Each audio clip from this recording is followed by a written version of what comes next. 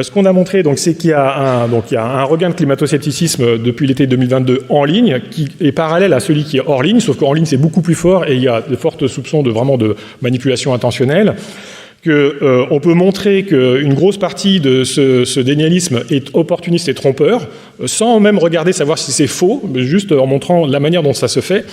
Et il faut avoir conscience que les infrastructures qu'on utilise aujourd'hui, qui ont une pénétration de 80% dans la société française par exemple, sont biaisées envers pour favoriser ce genre de comportement, pas parce qu'elles le veulent, mais juste parce qu'en fait elles maximisent des métriques économiques d'engagement et que, en effet secondaire, ça a effet de maximiser ce genre de comportement. Et juste à droite, là c'est une des premières cartes qu'on vient de sortir on a analysé un autre espace, qui est l'espace Mastodon, qui est un autre réseau social, mais plus libre, plus décentralisé, sans recommandation. Et en fait, sur Mastodon, vous avez juste pas de climato-sceptiques. En tout cas, on a analysé 25 millions de messages.